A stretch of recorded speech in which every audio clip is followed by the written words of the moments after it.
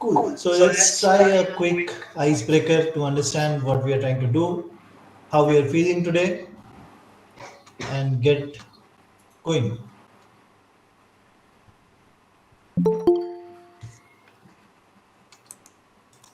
Please use the link shared in the screen and use the game code to enter this quiz, and please fire away your answers.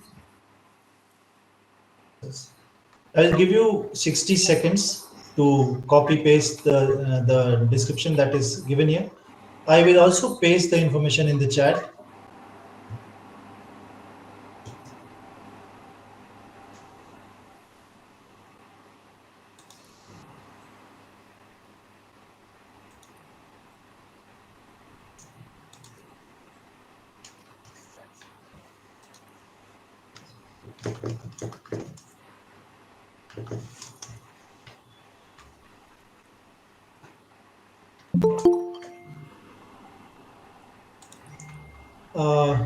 Are you guys having trouble joining in?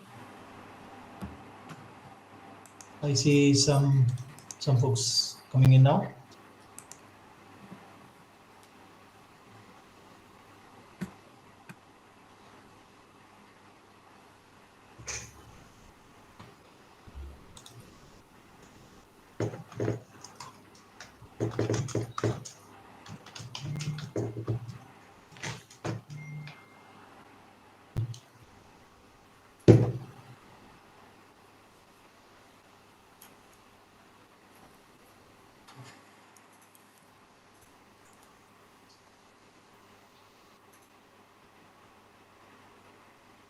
Can you see the link pasted in the chat?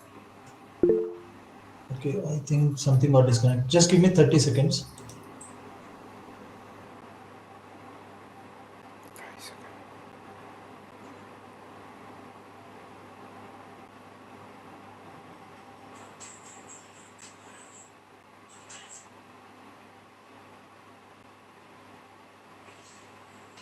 Wait, what are you doing? I think we are good now. I'll give you another 30 to 40 seconds and then we'll get started.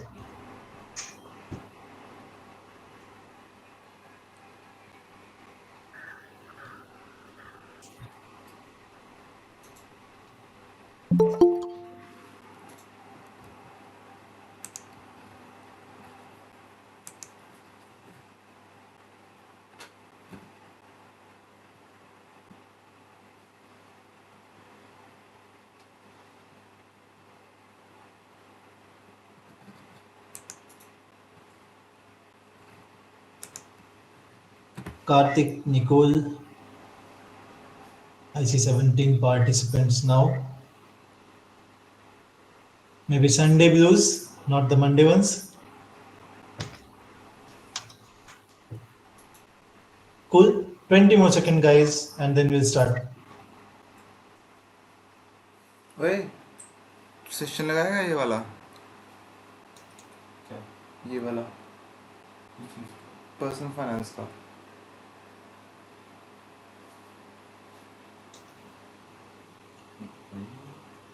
Guys who might have joined late, we are waiting for folks to join this quiz. We will do a quick icebreaker and then we will move with our session. Last 20 seconds to get into the quiz and we get started. Please feel free to find the link to the quiz in the chat. The code is also available there.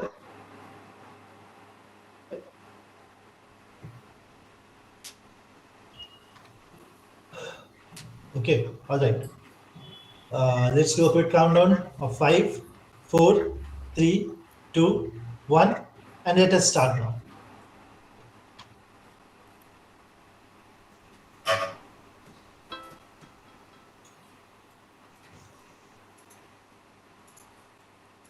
So I would love to know. Okay, great, doing great. Some nice answers coming in. It's funny because it's a Sunday evening. For people like us who's working in corporate, it's a time when you start feeling bad. It's kind of the Great Depression starting to happen for us. Awesome to see a lot of folks doing, feeling well, feeling good about themselves right now. Okay, so majority of us are fine today. Amazing. Let's see uh, what we have in.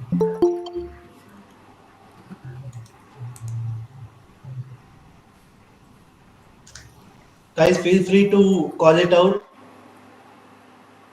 if you see any troubles with my audio. Oh, that was my next question. Why are you on a Sunday evening joining a webinar?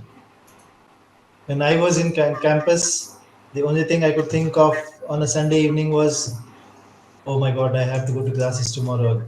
I Oh, you love this course. Here to expand your knowledge, to learn about Fin. That's amazing. I see you guys have come ahead a long way. In our days, it was all about enjoying the day. So amazing. Oh, I see. Uday, are you not able to join the quiz? You know that learning Sorry, finance sir, is I can't. important. Okay, awesome. Not a problem. You can join it by using the link in the chat and entering the code. This has nothing to do with any, we are not doing any scorekeeping or something. It's just for icebreaker. So feel free to jump in midway also. Awesome. Let's go to the next question. I see a lot of folks are here to learn. That's amazing. That's an amazing feeling for me as an instructor, as a coach. Mhm.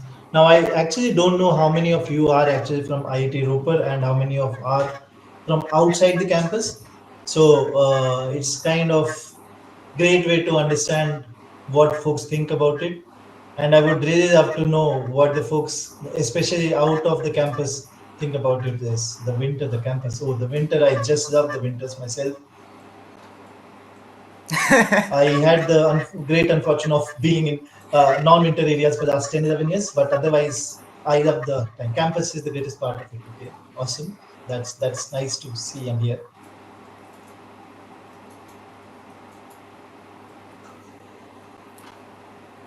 Cool. Let's move to the next part.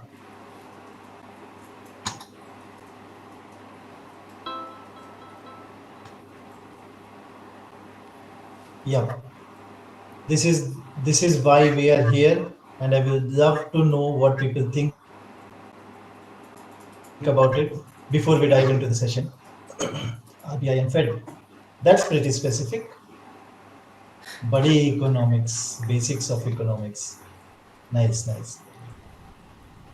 Maybe I should have asked a question about how many of you can speak Hindi so that I could maybe switch to Hindi for some times. But I'll try to largely stay within English because I don't know the mix of the crowd here.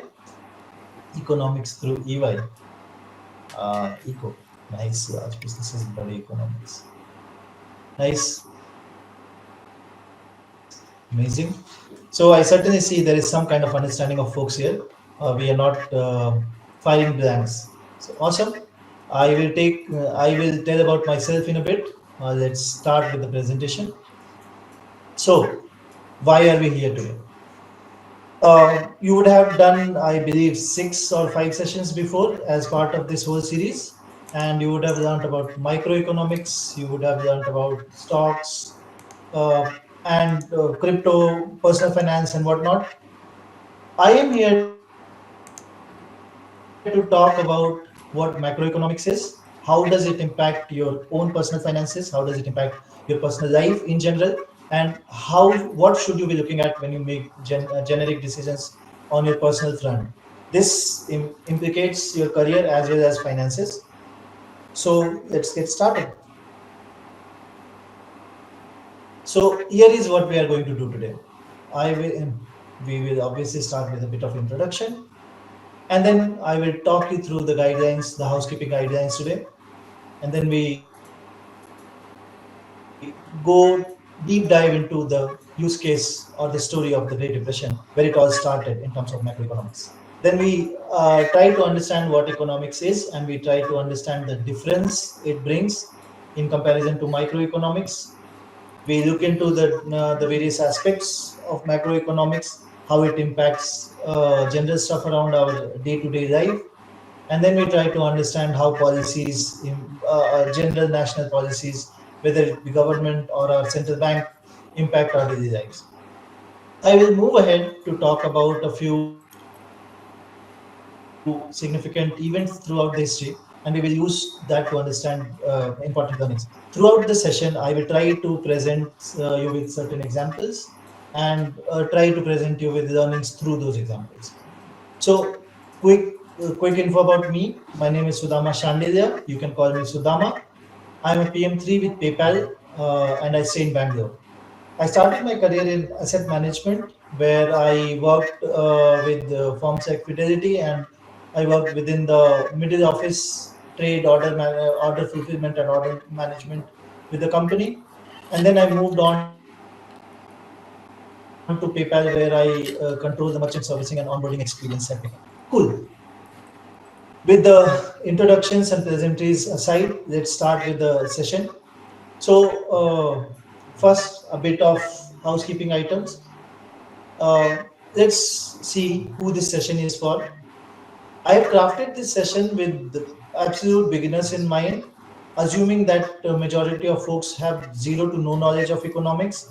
So please understand that if I'm talking absolute basic information or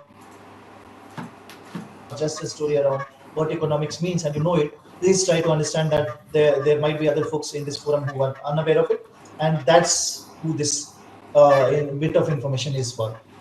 What to expect from this session. My expectation, my intention, and my hope is when you get out of this session, you have a better understanding of what macroeconomics means, what policies ये mean बंद करिए for भाई इसमें yourself, and next day when you look at a news channel and you see an announcement coming in from the government or the RBI, you should be able to determine what it means for you, and you should be able to make informed decisions. What to not expect from this session? I'm not looking to provide any money and investment decisions here. So don't take this session as an investment advice or how to judge your decisions based on the learnings from this session. Take this session as learning or the first step to learning more about how to make these decisions and embolden and bolster your decision making. Meanwhile, please keep posting your questions in the chat throughout the session. They will be answered in three ways. Me and my colleagues will respond to your answers in the chat itself. We will share resources as much as we can. If there are questions which need significant view from my end, I will happily answer them. I will take pauses in the middle, and at end of every section, we will have a timer where I will try to answer your questions. Cool. So let's deep dive. And let's start with the Great Depression, the beginning of it all. So, post World War One, European economy had collapsed, obviously, and with that collapse, it also meant that export had reduced significantly. Not only did the export reduce, it also meant they had to start importing. And this importing meant that Europe suddenly had a great reliance on US and American economy for their imports. This in turn meant for US that there was production zoom in the US. So farmers had mechanized farming equipments, they started production, productivity has soared, which meant there was the market was flooded with cheap goods. When we say cheap, I believe you would have understood the concept of supply and demand in the microeconomics concept lessons in the previous session. So when there was too much supply of something in the market, the demand more than the demand, the cost itself went down, and hence the cheap goods in the market.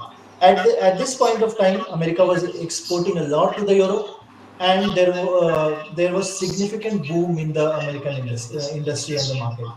So it was fueled by a lot of consumerism, where people had started spending too much money, and it was again in turn fueled by a lot of low interests, so people could borrow more. which means instead of having to pay 10% interest on the loans that you take, you have to pay only 5%. So it encouraged more and more people to buy, take loans, and then spend that money on fun and frolic.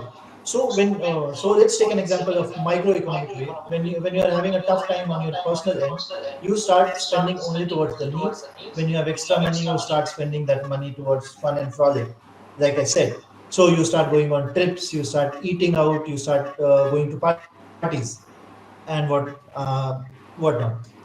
So the same was the case with the American market, and the market was booming. This also saw significant rise of interest of common man towards investments in companies in general, market in general, and stock market in general. And in the 9-year period between 1920 to 1929, the stock market saw a rise of sixfold in the area. So going back to 4th March 1929, this is in Washington D.C. when President Herbert Hoover, who was the 31st president of USA, he was giving a speech and he says, and I quote him verbatim, "We have reached a higher degree of comfort and security than ever existed before in the history of world. Through liberation from widespread poverty, we have reached a higher degree of individual freedom than ever before."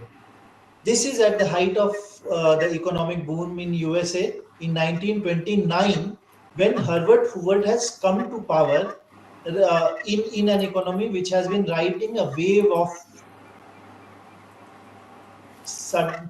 steady increment and increase. The market is already booming. At the same time, several local pamphlets, Republican pamphlets, were claiming all around that Republican policies, which was the party of President Herbert Hoover, the Republican party's policies had put a chicken in every pot and a car in every backyard of USA.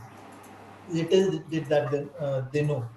Black Thursday was just 6 months behind, 6 months away.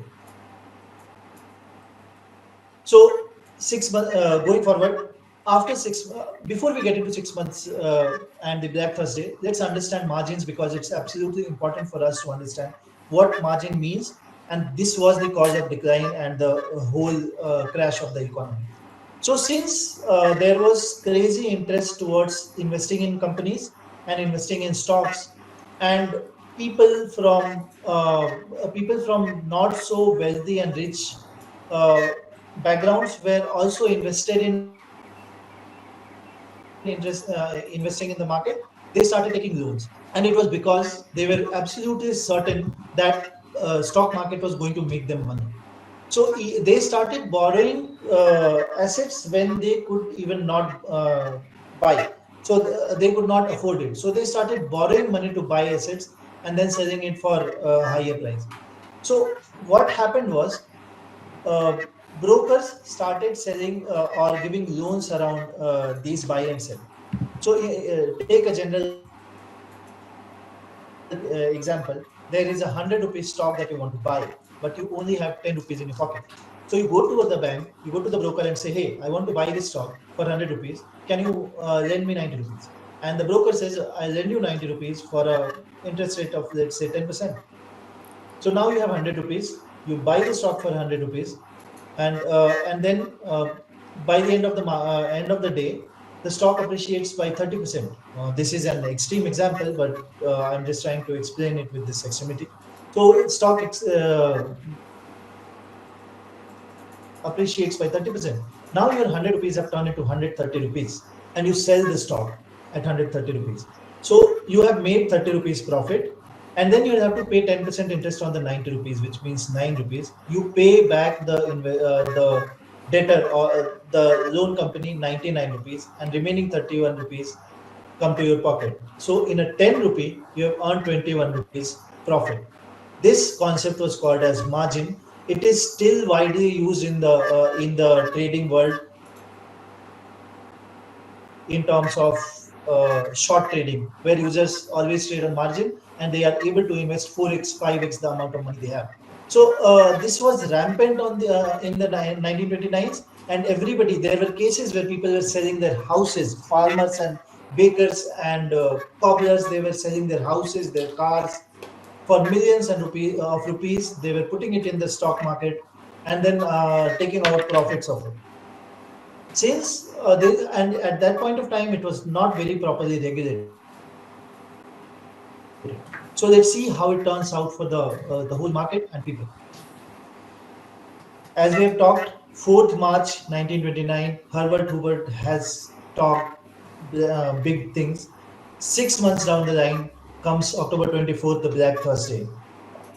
The market opened 11% lower than the previous day's close.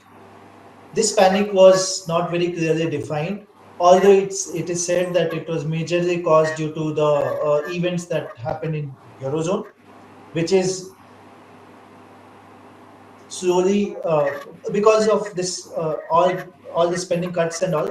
Suddenly, New York Bank and the Central Bank of America tried to reduce the Feds. They tried to reduce spending and tried to contract the economy. In a bit to that, they had reduced.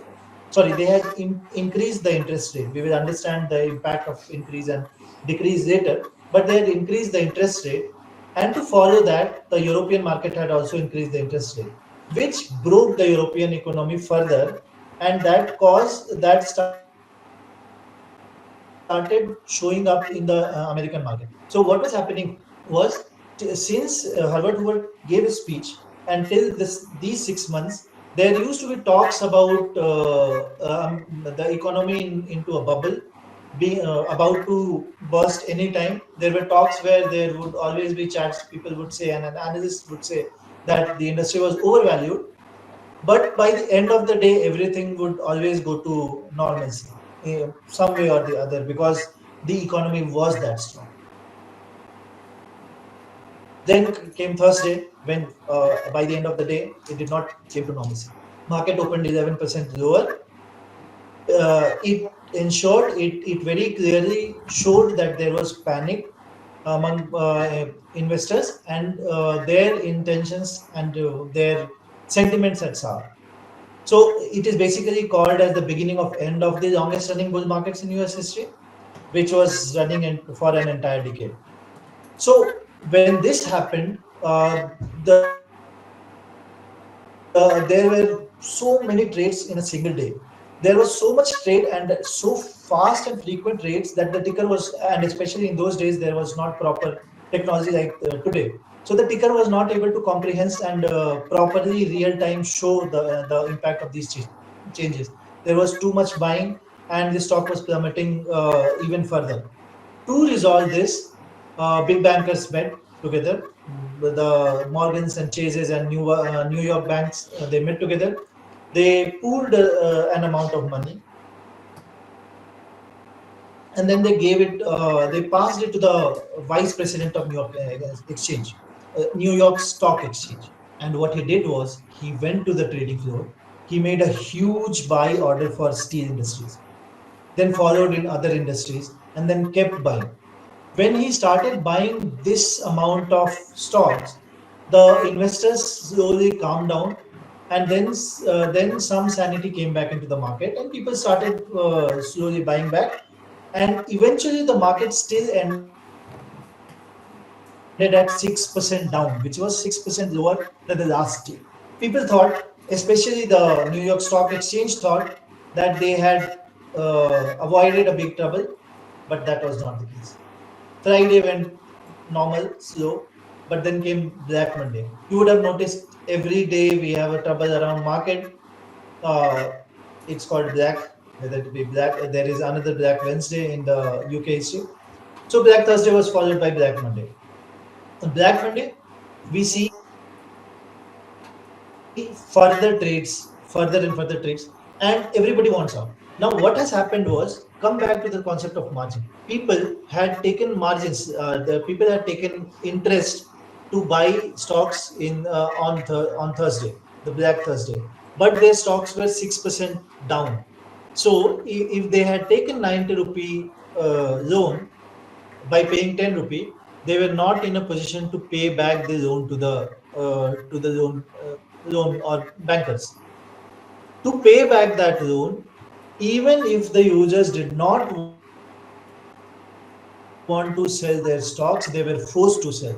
So there were two types of people. One category who was panicked and who started selling everything. Then there was a second category who did not want to sell it but they did not have any other option and they had to pay back the loan they had taken. They were forced to sell everything too. And at the end of a lot of selling, what happened? The market basically plummeted. And then came the market mayhem, which was nothing but complete bloodbath at the market. And there were rumors all around that there were fist fights on the trading floor. There were traders who jumped off the windows of the what's it buildings, and it was basically fueled by a hoax. And that hoax was caused because there was a German chemist who had accidentally fallen off a hotel window and he had died. That was misreported by the reporting media agencies as traders jumping off off windows to suicide. Although it was a hoax, the reporters tried to bring the janta toward janta's attention the right things, but it was already late. They had caught on, the story had caught on, and the panic only increased. And then it was complete bloodbath, and then the market never recovered from there. Give me a, excuse me.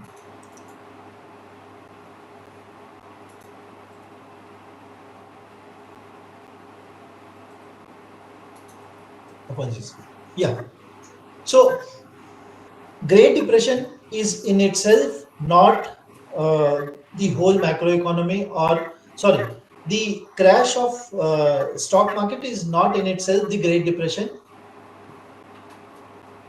but it marked the beginning of the Great Depression in the US economy, which which for the next 2 3 years was in grave trouble, and it was completely upside down in terms of jobs, unemployment, inflation, and everything. The concepts that we are going to see in a bit. Now, let's think about this. Before 1929, the Great Depression, there was no such thing as macroeconomics and microeconomics. Economics was economics. People used to still think about economics, and people used to think about, in a sense, that how market forces impact stuff. But people never thought of economics in form of what does macro or micro mean. They never differentiated that. So it's not, there is no consensus around it, but it is widely assumed and widely thought that macroeconomics basically came into foray after the Great Depression, when economists like excuse me, James Keynes shared his paper, and then in 1936, his paper came. I'm just missing the name of that paper, but share that name in the chat in a quick minute. But after that paper, the concept of macroeconomy arrived, and it was separated from microeconomy to macroeconomy. Before that, all kind of economists used to think that if the microeconomic forces were taking care of themselves, the forces basically were in equilibrium, the macroeconomic scenarios will be taken care of by themselves. So in summary, macroeconomy started with the depression, is what the general consensus is. So you would have already understood about microeconomics. It studies the behavior of individual economic agents, individual industries, what is happening in the car industry, factors of production, land, what will you do as a household, what will I do as a company, decisions around that. And then we try to divide it or separate it from macroeconomics, where instead we say, okay, individual entities are there. They will make their own decisions. But how about the national, the whole audience as a whole, the national policies, the government, the national players, the international players, and we start looking at their decisions separately, and we start looking at what it means for us separately. So it basically deals with aggregates because it's macro, major, major, and it deals with aggregates within the whole ecosystem. Usually, macroeconomy deals with national scenarios, and when we talk about macroeconomy, it's usually yes, national scenarios. When you talk about government spending, policies around spending, tax cuts, budgets, and then monetary policies. But these national scenarios and decisions always trickle down into the your neighbors, your trading partners, and all other international forums. So macroeconomics eventually is primarily focused on your national schemes, but these national schemes end up trickling down into the international system again and again. I'll give a pause for 30 seconds. If there are any questions, comments, clarifications, anything to speak for this of this.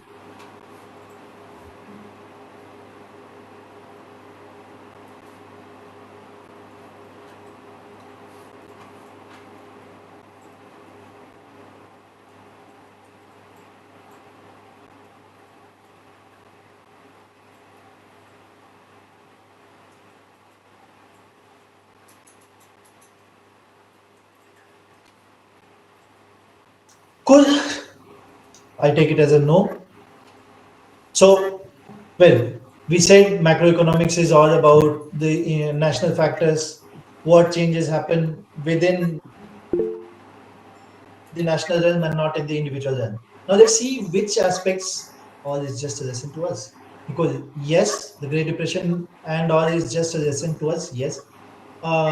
We also have to understand the macroeconomic factors that were there, which I will tell you about in a bit. Example one, margins. Example two, regulation. So there was not proper regulation from the government as well as the feds on the amount of spending and amount of wishful spending that people were doing, risky spending that people were doing, and that only led and caused all this. The second part is, uh, as you noticed in the whole story of the Great Depression, the soar of US economy was caused because there was depression in other part of the world, which was Europe, which fueled their asks.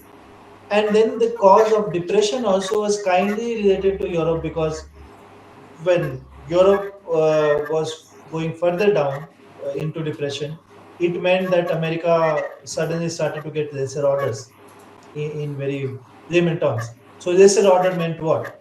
Production is happening, but there is nobody to consume. So you have cheaper products, nobody is buying it, and then sentiments basically sour. So your industry slowly start going down already, and we will obviously understand the concept of bubble further in the example of 2008 crisis. Cool. Does that clarify your question, or do you have a follow up?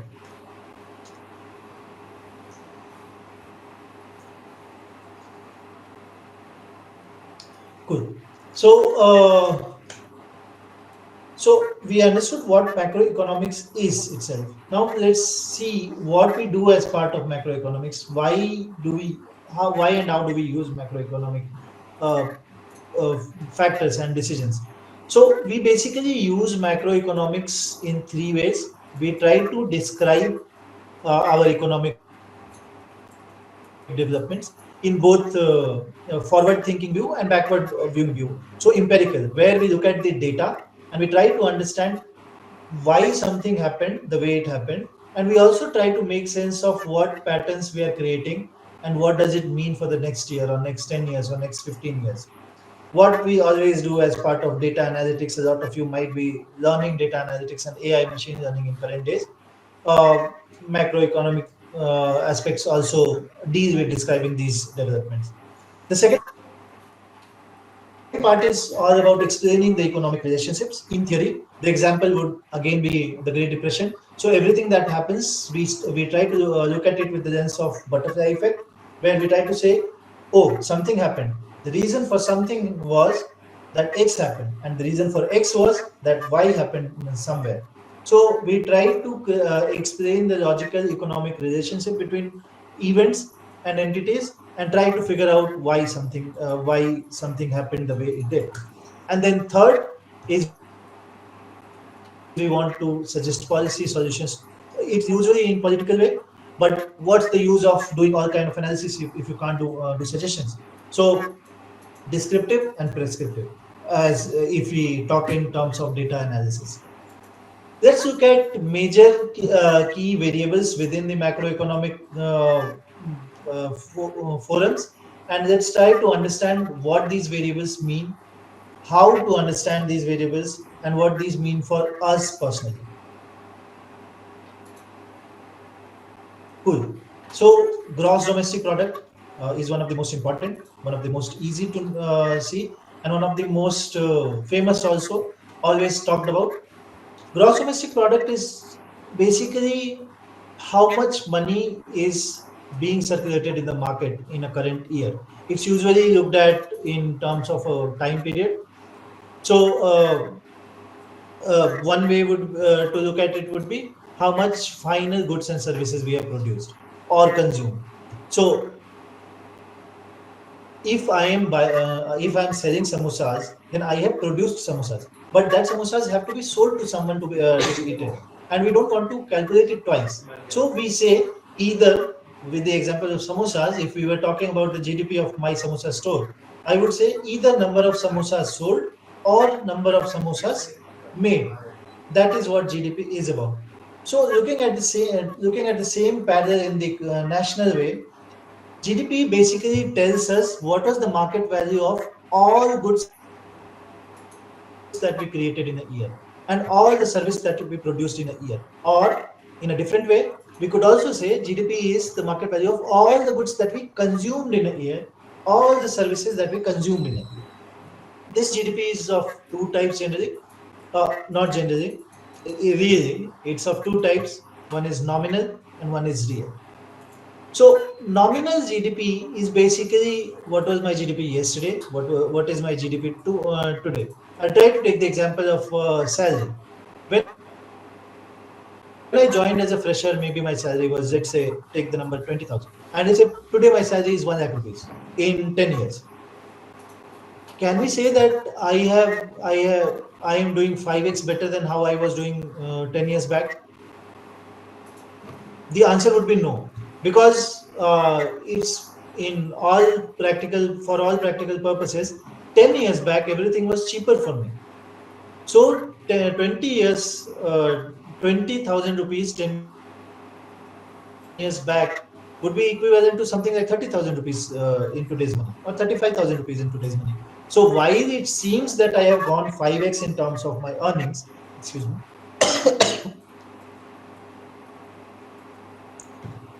while it would seem that I have gone 5x in my earnings in these 10 years, the reality is I've gone only 3 to 3x times in these years, because my costs have also increased. So nominal basically tries to calculate at given point of time what is the GDP in your company, in your country, or the geography that you're looking at. Real GDP tries to adjust it with inflation. So tries to compare it with the baseline. So I would say, okay, I was earning 20,000 rupees in 2013. In today's, if in today's world, if I were earning, if I am looking at my salary, it's not 1 lakh, it's just 80,000 rupees. And I will then conclude to say that I have gotten 4x better than last time. So the reality also adjusts for the cost increment that has happened in the last 10 years. I will pause here if there are any questions, and then we will move to details of GDP.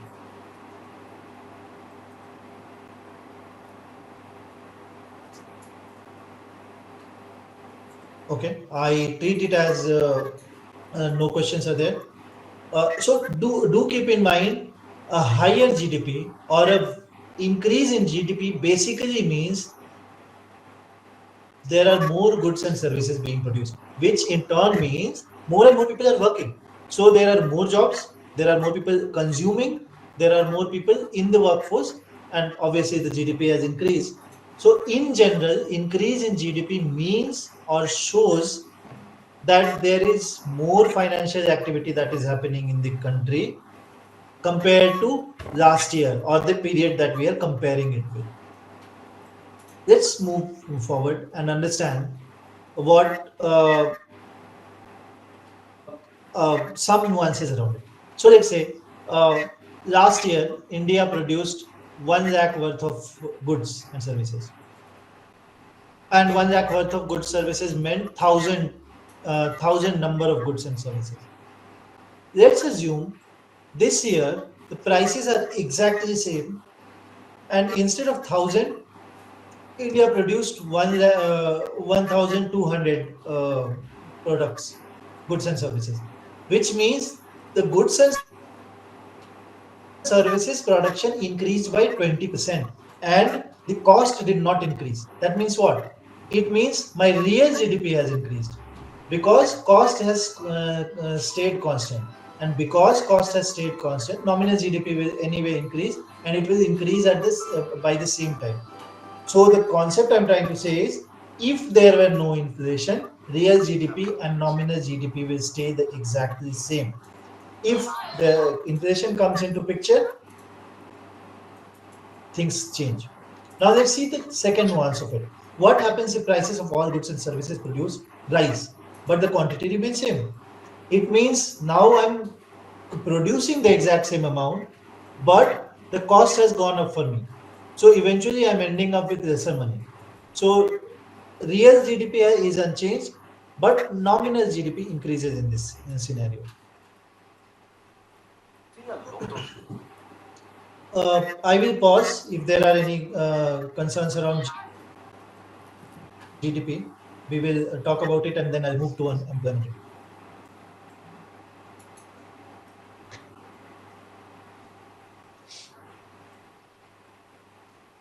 Awesome.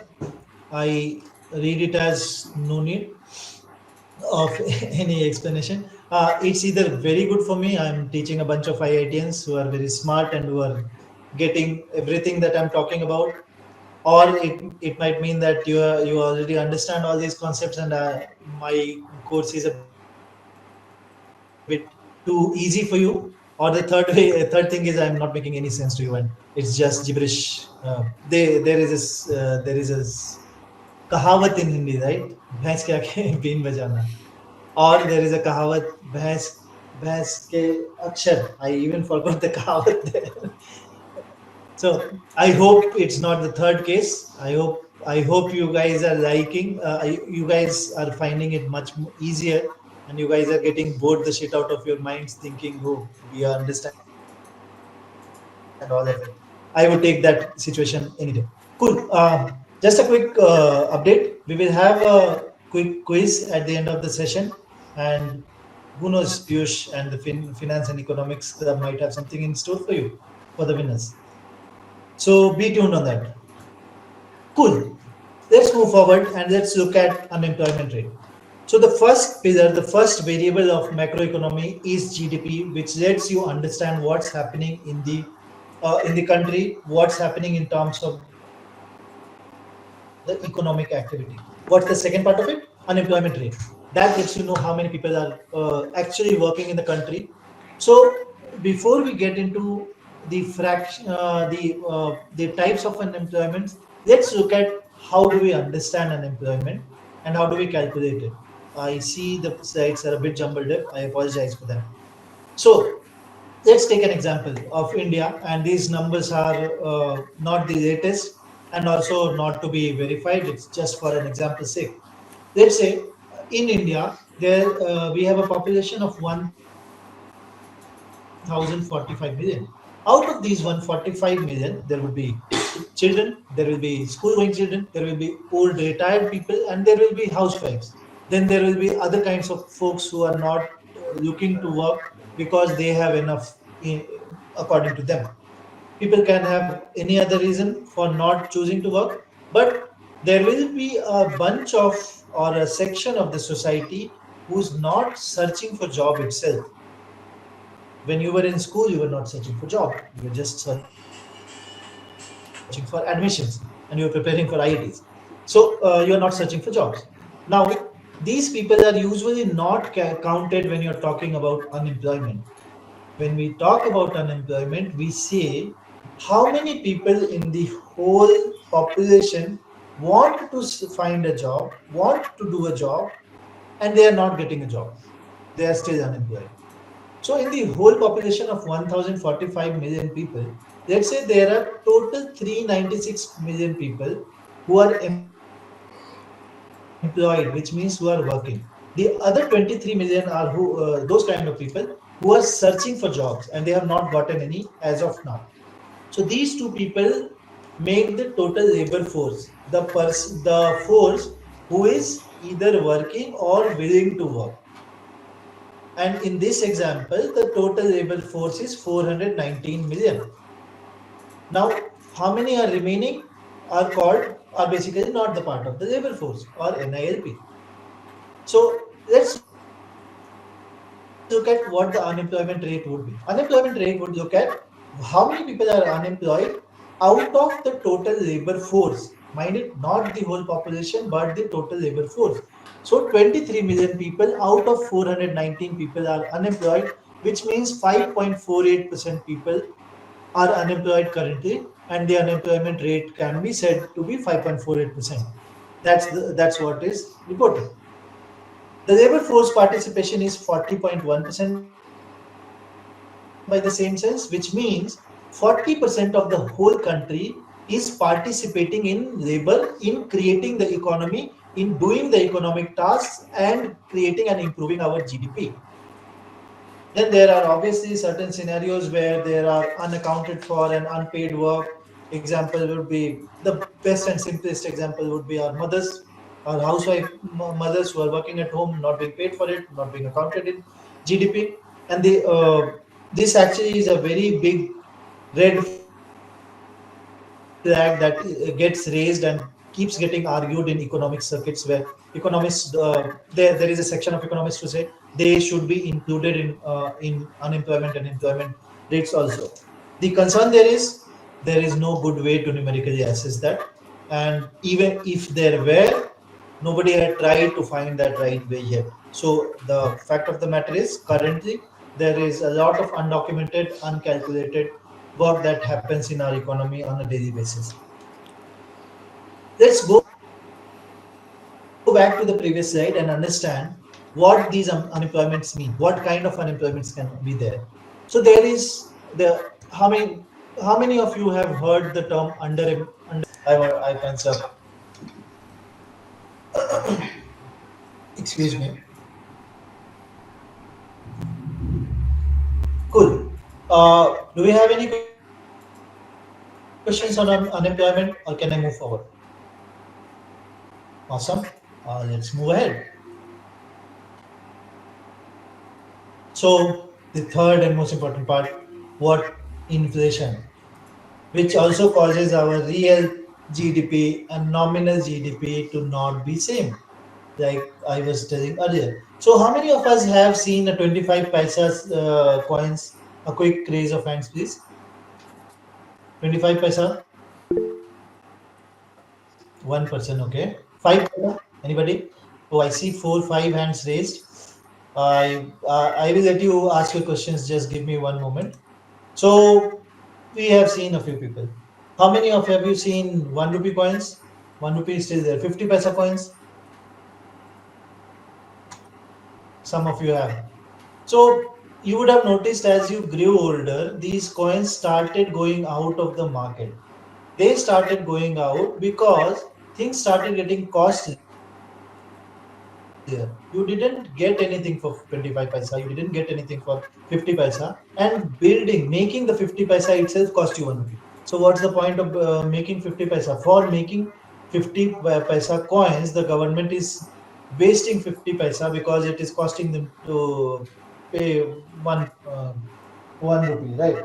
Same way, in terms of you, all of us would have heard statements from our elders telling that in their time milk used to be there for 1 rupee a liter, 50 paisa a liter, stuff like that. So prices have slowly increased, and that phenomenon is called inflation. I will pause here. I've seen a lot of hands raised. Please feel free to start asking questions one by one.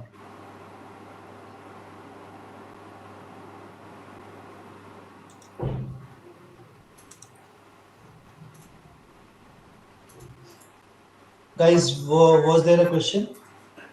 Was there any intervention? Okay, cool. So we were saying inflation is the phenomenon of rising prices over time, and inflation is something you cannot escape from. It usually keeps happening as more and more economic activity happens in the in a country or a location. So there are two ways this inflation can happen. One is demand pull inflation, something where demand suddenly goes higher and higher and higher. So an example would be when Kellogg's cereals came into Indian market, Coca-Cola came into Indian market, people used to use Banta, right?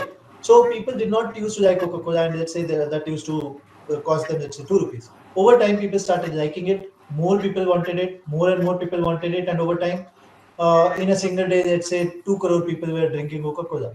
So the demand of Coca-Cola was very, very high. And as you had understood in the concepts of microeconomics, demand basically pulls the cost, the in demand supply curve. The second way is cost push inflation, where the inflation occurred not because there was sudden change in demand, but there was sudden change in cost. So earlier, the example of 50 paisa coin is again an example, or let's say samosa, the story of samosa story in my earlier example. Earlier, it used to cost me 2 rupees to make a samosa, and I was able to sell it for 5 rupees.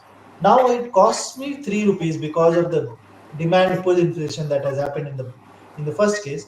Now it costs me 3 rupees. To keep earning the same amount of money, I will have to increase the price to 6 rupees. But I will also want to beat the inflation. So I will, instead of increasing it to 6 rupees, I will increase it to 6.5 rupees, 6 rupees 50 paisa. So the price keeps increasing as the cost increases for me. So the cost is pushing the inflation. It is pushing the prices upward. That's why it is called cost push inflation. Let's watch a quick 2.5 minute video on inflation to understand a bit around this. I'm sorry, there was some trouble with the audio inside, so I am going on online to show you these videos.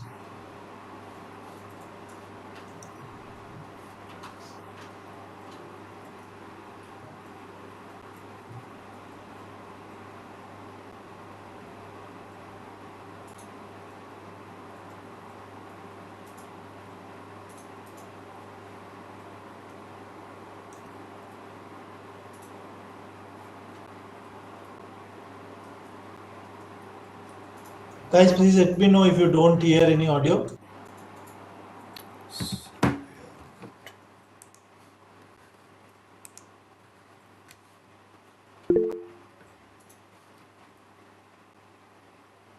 Oops, let me do one thing. Let me play these videos on YouTube itself. Hopefully that will work. Just give me a moment.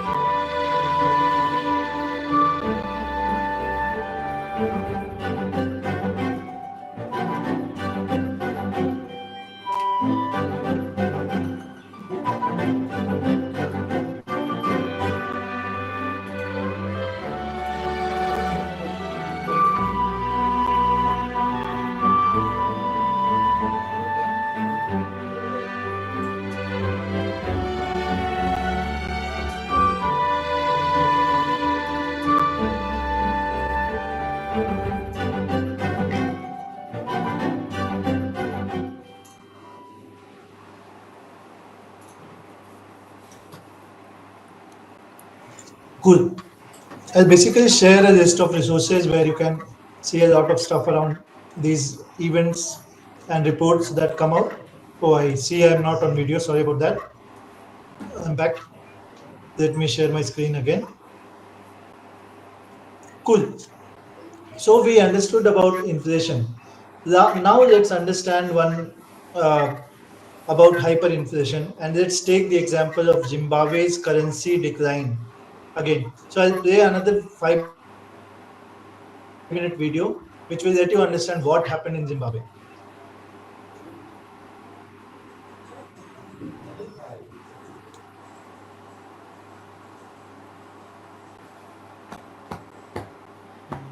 ओए मेरा cash white कर देगा Around 2000. He needed money to bribe his enemies and reward his allies. Facing these political gray area, दूंगा एक minute session पे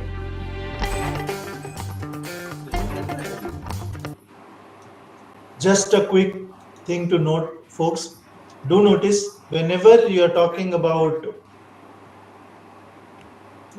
people like Mugabe's of the world, they usually are cause of downturn and downfall of economy in their country only and only because they want a lot of money and resource just for themselves. So their decisions, their fiscal decisions and monetary decisions are fueled by their personal agendas, not with the country's agendas. And you would understand the exact same thing that happens in the Zimbabwean case. Let's watch the video.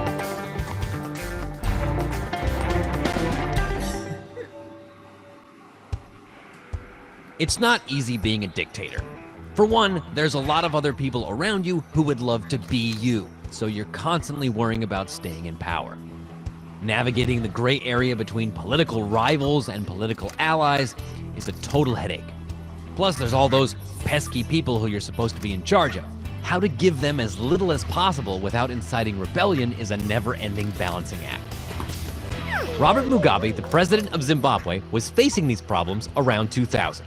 He needed money to bribe his enemies and reward his allies. Unfortunately, he had taxed pretty much everything there was to tax, and his policies had scared away investors. The economy wasn't doing well, and his people were unemployed and hungry. So, where to get the money? Well, one of the perks of running a country is that you get your very own money-making machine, the printing presses. So, in a pinch, you can just print more money, which is exactly what Mugabe did. The newly printed money didn't increase productivity in the Zimbabwean economy, and there was no new investment, so the economy couldn't produce more goods. In effect, you had more money chasing the same goods. More money chasing the same goods meant that the purchasing power of the Zimbabwean dollar fell. You needed more dollars to buy the same stuff as before. In other words, as the newly printed money began flooding the market, prices began to rise. Prices began to increase at a rate of about 50% a year, and that was only the beginning. As prices rose, the government had to print even more money to buy just as many goods as before. And so they did. And that is how things got out of control. The faster prices rose, the more money the government printed. And the faster prices rose. A feedback loop. By 2001, prices were rising at a rate of 100% per year. By 2002, 200% per year. 2003, 600% per year. By 2006, prices were rising at over 1,000% per year, and it cost 417 Zimbabwean dollars to buy toilet paper. No, not per roll, $417 per sheet. Money was devaluing so quickly that the money you had in the morning would be worth quite a bit less by the evening. So people were trying to get rid of currency as soon as they got it. Zimbabweans became millionaires, but unfortunately, $1 million Zimbabwe dollars might buy you a chicken, if you were lucky.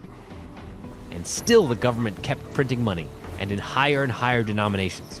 $1 million notes, 100 million, 10 billion, $100 billion notes. In 2008, prices started rising by thousands of percent a month, and the government started printing $100 trillion notes. At the height of this feedback loop, prices were increasing at an astronomical rate of 7.6 billion% a month. And $1 US would get you, well, we're not sure how to say it, but this many Zimbabwean dollars. By the end of 2008, the Zimbabwean dollar had effectively ceased to exist, and Mugabe had no choice but to legalize transactions in foreign currencies. The Zimbabwe hyperinflation was over. Hyperinflations have occurred in other countries such as Yugoslavia in 1994, China in 1949, and Germany in 1923. As in Zimbabwe, these hyperinflations were caused by governments that were desperate for cash, but with few means to raise funds except the printing presses. The Zimbabwe hyperinflation also illustrates a more general principle that we will be exploring and testing in greater detail in upcoming videos, and that is, inflation is caused by increases in the supply of money. You're on your way to mastering economics. Make sure this video sticks by taking a few practice questions. Or, if you're ready for more macroeconomics, click for the next video.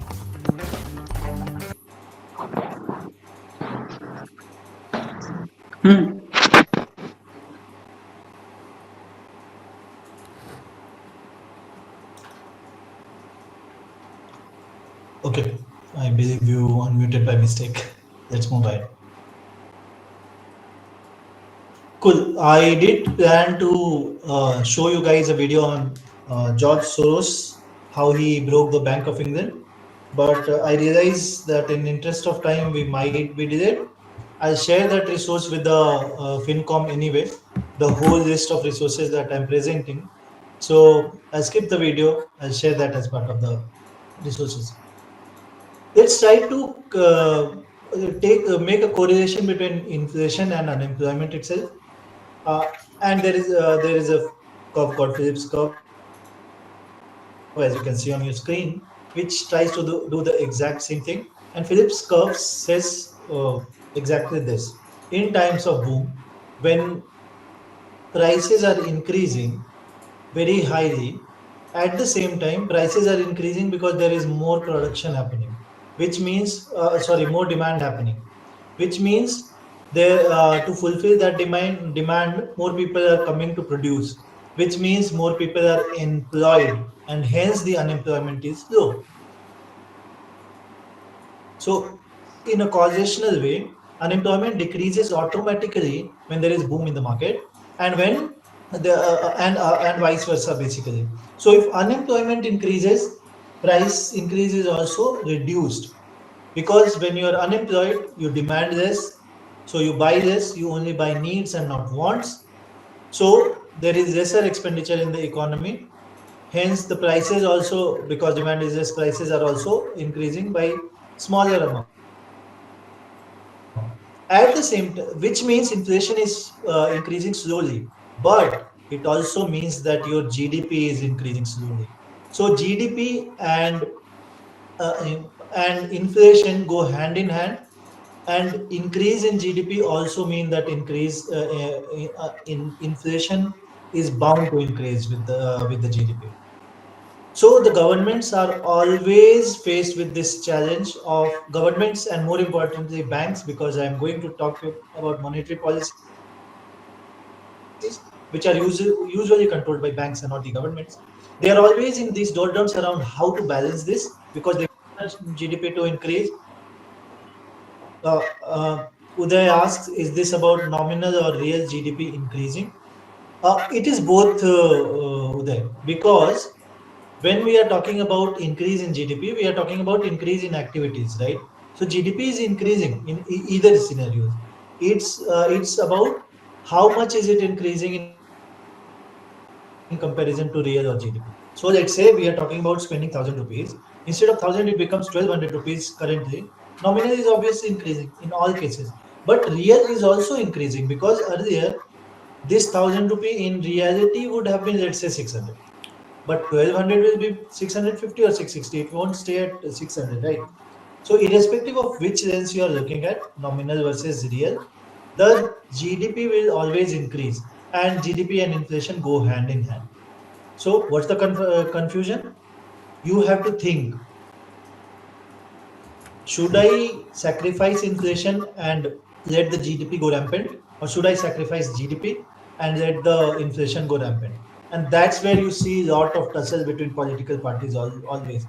Everybody will be saying the unemployment is high, GDP is not growing, you are doing this, you are doing that, and the ruling party will be trying to show that their unemployment is on all year low, decadal low or something. With if it was true, then it will also mean that the GDP growth has been decadal high because they are interrelated. This whole concept itself is called sacrifice ratio, where you are trying to balance this thin line. And usually, economists around the world and economical bodies around the world usually suggest, and the guideline is that you try to control the inflation at something around 4 plus minus 2% of rate. So something like 2% to 6% of inflation rate is what is suggested. So out of all the hullabaloo that you hear from any kind of market forces, when you are talking about any country's policies and when you are trying to judge policies, look at where the inflation is. If it is more than 6%, then no matter what the ruling party says, there is something wrong going on with the GDP and that is causing the inflation to go higher. If something is within that range, again, it's in terms of guidelines, I'm not saying it as a hard and fast number, but if it is something within the range, then no matter what the opposition is saying, it doesn't matter much because government is following the set standards, and it is trying to balance the sacrifice ratio. So if this same news comes tomorrow and Arnab Goswami is shouting on Republic TV, don't hear what Arnab has to say, don't hear what Congress has to say, don't hear what BJP has to say. Just have a look at what the numbers have to say and make that decision yourself.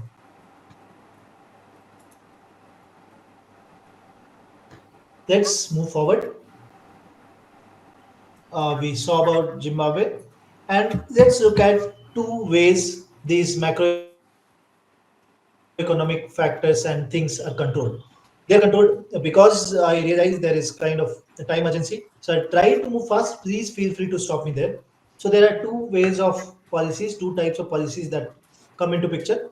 One is monetary policy, which is nothing but policy around money and control of money. This policy is usually controlled and derived by the central banks of a country. So in India, it will be controlled by RBI, the Reserve Bank of India, which is also called the Bank of Banks, where I and you normal people cannot go and create a savings account. Banks go to RBI to create their savings accounts and current accounts. Banks lend to RBI. Banks take money from RBI. And how does RBI control the whole money in the market? It uses the regulations which as or the tools as part of regulations. So RBI has the sole control on decision making, and if banks and financial bodies don't comply with what RBI says, then they will be penalized for that also. RBI uses first thing that RBI uses is cash reserve ratio. RBI mandates banks because banks are in the business of lending, right?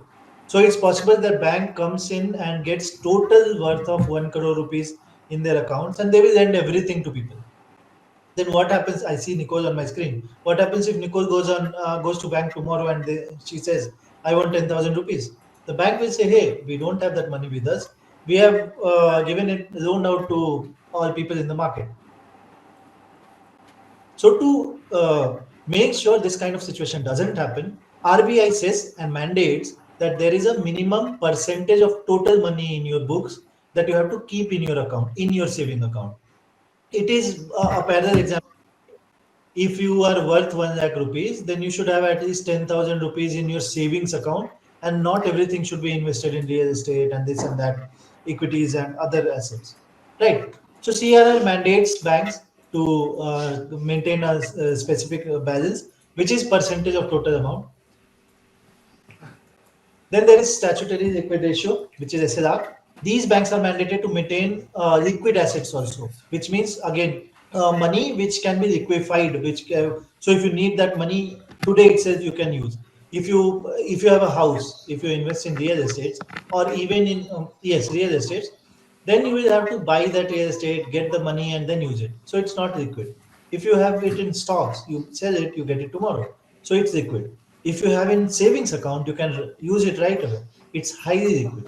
So SLR is is RBI mandates that there is a percentage of money which should be highly liquid and it should not be all invested in illiquid assets. There is repo rate, where at the rate it is basically the interest rate which RBI charges. So when you take loan from banks, they charge you 8%, 9%, 10% loans. Personal loan 10, 11%, housing loan 8, 9%, education loan 7 to 8%. A few of you might have taken education loan, right? Same way, RBI charges these banks an interest for keeping parking their money with RBI. So this way, RBI also controls what kind of what amount of money these banks can maintain with RBI. The other part is reverse repo rate, where RBI borrows from these banks. So where it's same as me opening a saving account in SBI, and SBI gives me an interest every month or every quarter. Same way, reverse repo rate is the interest that RBI gives to these banks because they have parked their money with RBI. Bank rate is again the rate of interest RBI charges for these interests, but usually bank rates are the interest rates for governments and financial institutions and not others.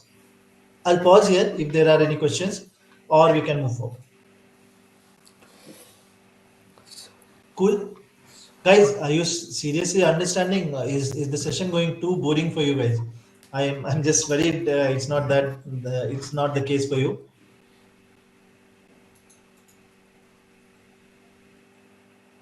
Cool. Awesome, awesome. Thank you so much for your comments, Piyush, Nicole. I'm sorry, Panda, I missed your first name. Thank you so much, Harry.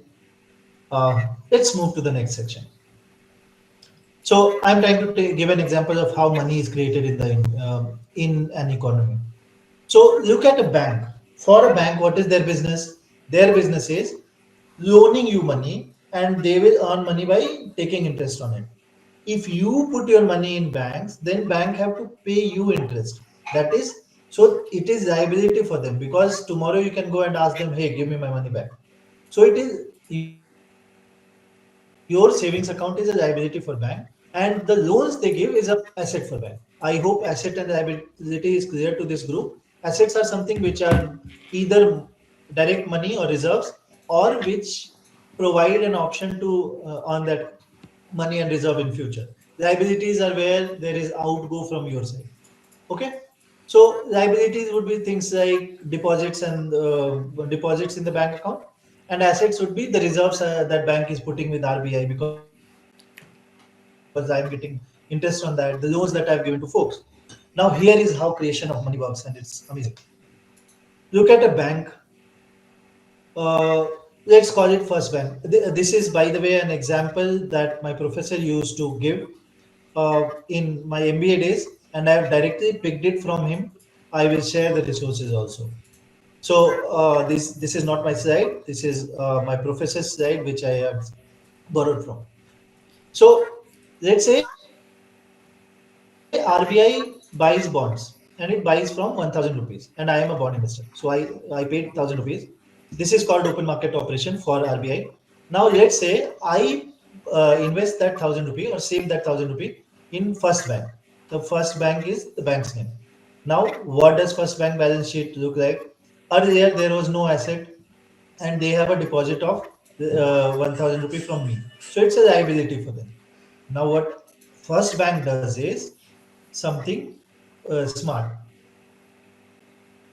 They keep 100 rupee with RBI. They say there is a repo rate that will pay me interest. Keep this 100 rupee, because I am assuming that the CRR is 10%, which is RBI mandates you keep 10% of money with me. CRR, the first concept, cash reserve ratio. Okay. Now they have 900 rupees which they will loan in the market. This is what it seems.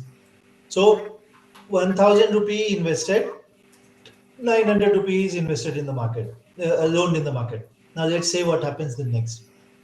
Let's assume there is a second bank where the second borrower who took 900 rupees from First Bank deposits their money. Now what does it look like for second bank? It will be something like this. Second bank now has deposit of 900 rupees, it will still maintain the 10% CRR. Remember the first case, 10% is to be maintained with RBI. They keep 90 with RBI. They loan the 810 rupees again. So bank 1 has done the same, bank 2 has done the same. Let's look at the bank 3. It will do exactly the same. Now in this case, 810 rupees is reserved with bank 3, and bank 3 does what? They save 81 rupees with RBI and they loan 729. And this cycle continues. So I believe the number patterns start making sense to you. So money supply is nothing but a total C percent, total created, and a total deposited. So let's see what happens into the next step, which is first bank has deposited 1,000 rupees, second bank has deposited 900 rupees, third bank has deposited 810, and it will keep on going further like that.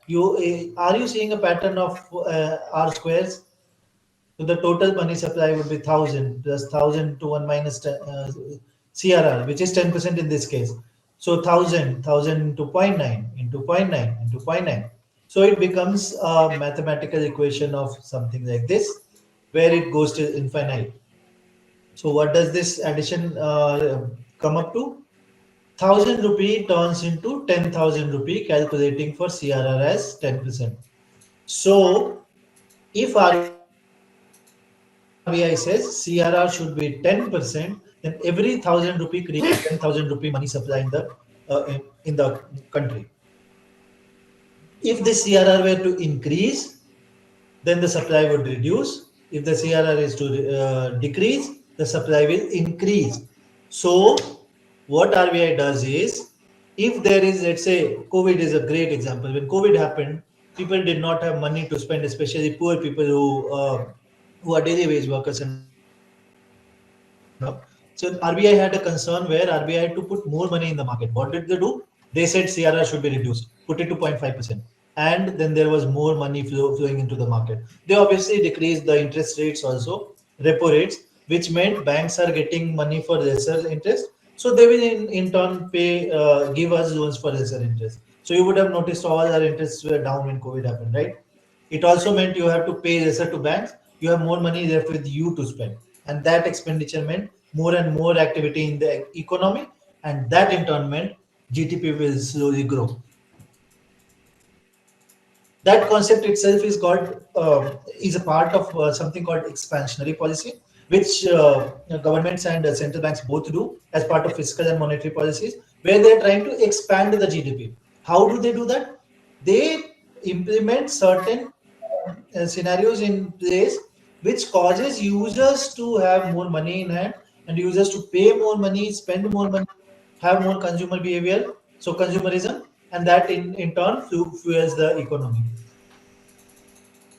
If government wanted to restrict it, they will do something. They will perform something called as contractionary policy, where they will start increasing the interest rate. So you have lesser money to save.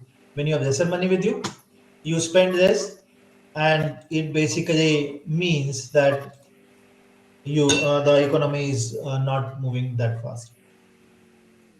Let's quickly move further. Awesome. So fiscal policy is something that the government follows. Earlier, monetary policy was something that RBI followed, the central bank of the country followed, and RBI could control and influence majority of money-related things in terms of interest rates. What government can do is stimulate or cool down economy in terms of government spending itself, and that will influence job creation. So, for example, IRCTC, Indian Railway gives 10, 12 lakh people jobs, right? If Indian Railway starts building 5 different new railway routes, just like East-West Corridor and a lot of infrastructure that we talk about, what does it mean? It basically means a lot of folks have to get job. Lot of daily workers will have to work for that infrastructure to be built. So more jobs are created. More jobs created means more money is there with them. More money means they will spend more money on no, sorry, needs are there on their wants. They will start going out, spending out in eating out, going out with family. spending on trips, travels, fancy stuff, electronics, gadgets, and whatnot. So there will the GDP will be fuel. Now there is one if in all this. Government can stimulate economy by spending a lot. Government can slow down by reducing spending. Reducing spending is something which all governments always try to and aspire to do. But think of it, the money has to come from somewhere. If government tries to increase the spending, either government has to take loans, which means the national debt increases, or government has to increase taxes, which means it's a burden on people like us who are earning, the part of the labor force or workforce who have to pay taxes to fulfill government's need for that. I hope this clarifies your questions. I'll again pause. Awesome. Let's move forward. Yeah. So here is one basic example of India scenarios. Look at the GDP growth rate, look at the inflation rate, and look at the fiscal deficit rate. What you will notice is when there were stimuluses in the years 2009, 10, 10, 11, because 2008 we had seen global recession, the financial bubble, out of which, because of which government put stimulus, and there was sudden increase in GDP growth rate, and inflation accordingly followed suit. Like I was telling, inflation and GDP go hand in hand. The same happened, the opposite happened in 2012-13, where you see slowly contracting GDP or contracting growth rate of GDP. So it is still increasing, but with lesser effect. The same effect can be seen in inflation, which is going down. So if somebody says inflation was low in this period, it also meant GDP was not growing as fast in that the same period. Let's move forward. These are some indicators which help you predicting the economy. There are some leading indicators which let you figure out what is going to happen in future based on these. Then there are some lagging. I'm sorry, I see there is a typo here. The first one, stock market, retail sales, and buildings are leading indicators, which lets you understand how economy is going to work. So if there are more housing which have happened, more building permits that people have started to ask for, it means more constructions are happening, which means more people have started buying house, which means economy is going to do well. The lagging indicators are which tell you what happened in the past 1 year or past some time of period. So GDP growth, how did we grow in last year? What was the growth and decline in last year? How were we in terms of unemployment, and so on and so forth. Cool. Hopefully, I'm not confusing or boring you. Let's look at significant events in the history. I plan to talk about two extra significant events. I plan to talk about how George Soros broke the Bank of England, like I earlier called out, and I wanted to talk about the financial bubble of 2008. In interest of time, I will skip the Bank of England and I'll talk about the 2008 crisis. So let's quickly dive into it. By the way, I've started with the Great Depression 1932 indicators that we talked about. As you notice, and I was earlier saying that Eurozone was doing very bad, and that had impacted USA into bad productions. And then you see the same thing came back to Eurozone, where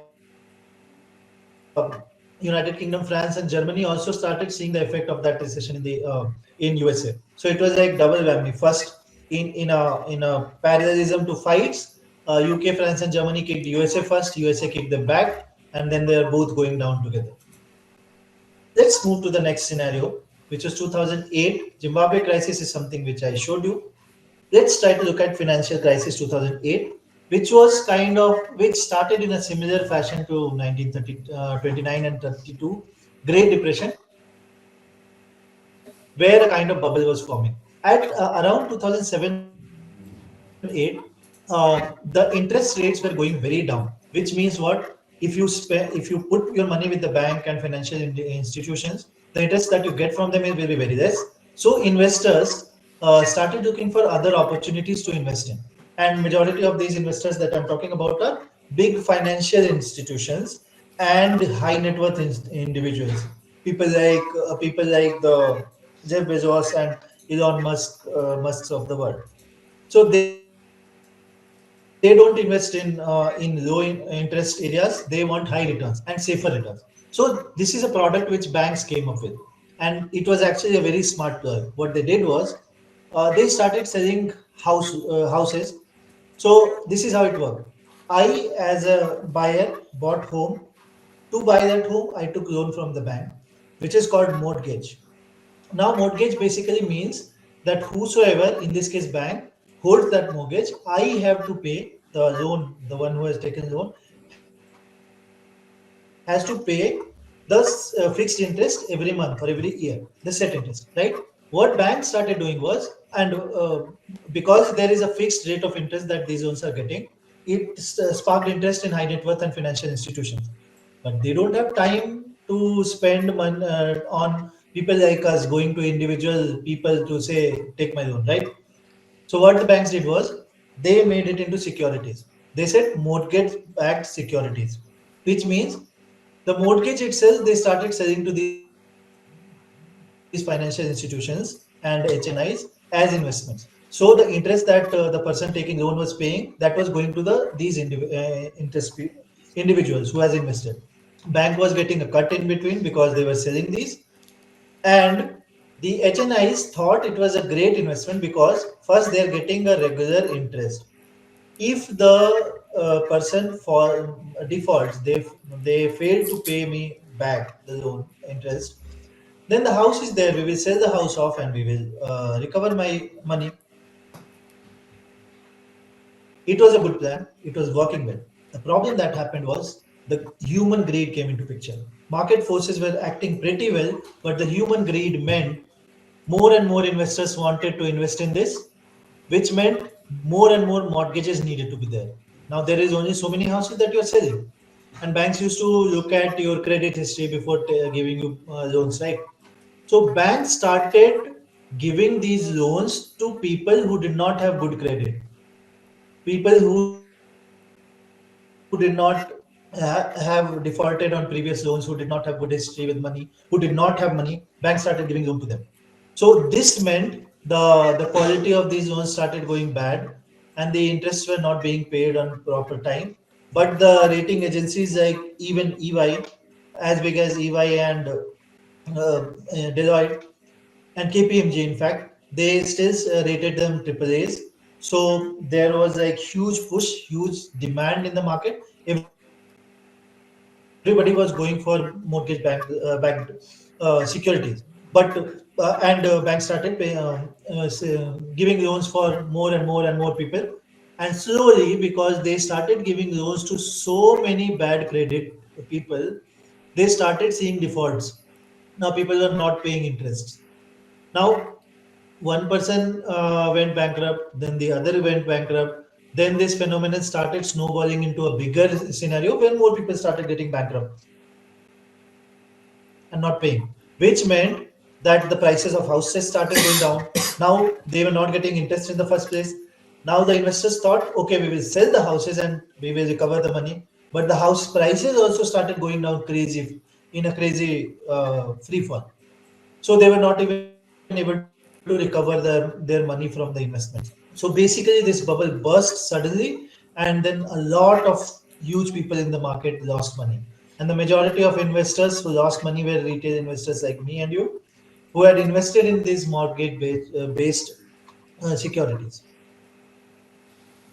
So this is more or less similar to financial the Great Recession in 1932 and 29 to 32, in the sense that in both scenarios people got very greedy. They started investing without tracking and looking at the quality of the investment that they were making, and that became into a big bubble which had to burst one day. And when it did burst, it was suddenly gone in the winds. Folks, I'll give you another 30 seconds to ask any questions, and then we will move to the next thing, which is going to be the last section, by the way, before I let you go ahead with the quiz. and then we'll wrap up the session.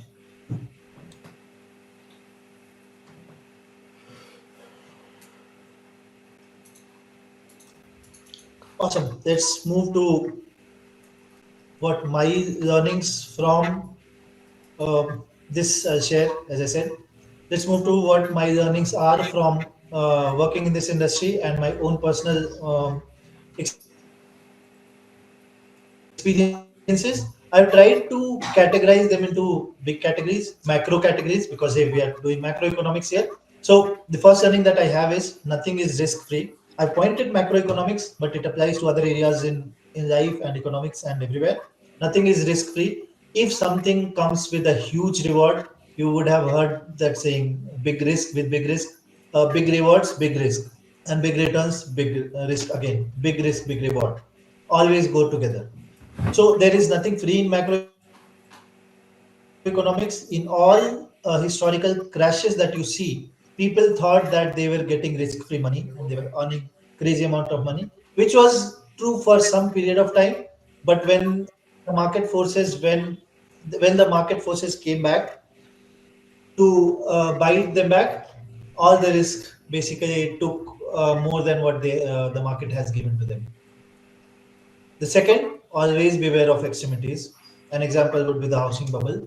If everybody is saying this is amazing and it is soaring, whenever you hear the word all time high or all time low, that is the time to go opposite to that in general. So if some stock is hitting all time high, there is a high chance that it's going into a bubble. I would try to avoid that kind of investment and stay away from it. Then the third learning that I have is nothing is too big to fail. And 2008 crisis showed that to us. Lehman Brothers was one of the biggest banks in America, and they were not bailed out by the US government. The AIGs of the world were bailed out, but then it also caused a lot of money to the US public. So first the US public lost a lot of money in the crash, and then they had to lose another huge amount of money because they had to bail out these big companies. So never believe that something is too big to fail. Awesome. This is the end of the session. We are going to start with the quiz, and we will share the list of the winners and the top top members to FinCom, and they will take ahead the outcome out of it. So, folks, before we start with the quiz, feel free to ask any question in an open forum. I'll take another 1 minute before we start the next quiz.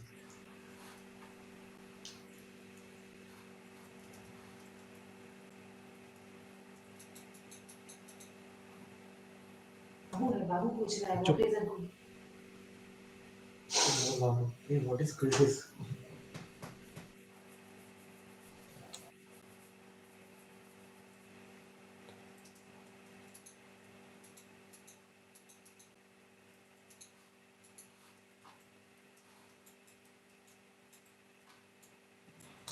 Nicola, I see your question. This is what we are not learning in this session. Feel free to reach out to me separately.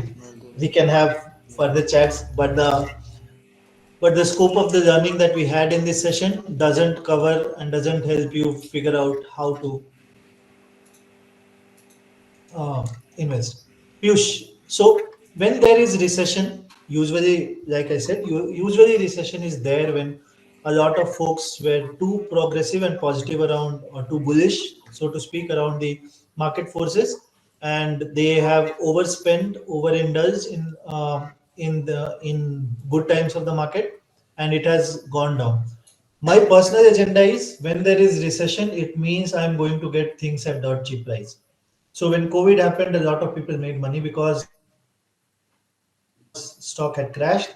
So all I need to find is a decent investment area, a decent place which is doing well, and that is bound to bounce back because the recession is not going to stay all the time. Recessions and good times and bad times are also cyclical in economy. So this is my personal agenda when I look at investments, and also what I try to do is always try to find out ways to invest in to invest in non-risky areas also, which are the best investments when it comes to recession.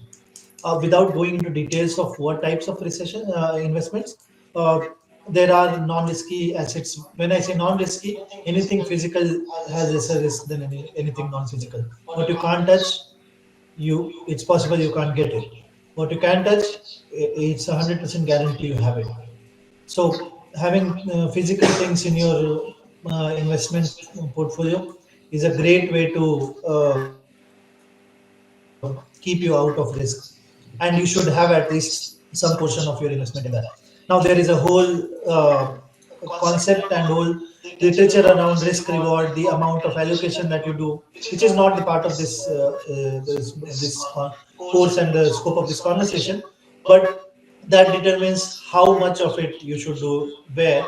But you should always have some part of your investments in non-risky assets, which helps you go through these kind of troubled times. And always double click on any information that you see yourself without falling the hurt, is what I would say.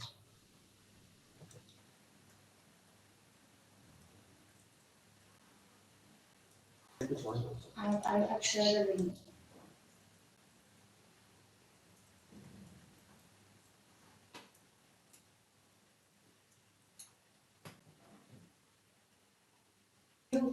Oh, I apologize. I realized I was talking on mute. I have shared an HBR paper on how to survive the recession. I feel that's a good read. Please feel free to give a look.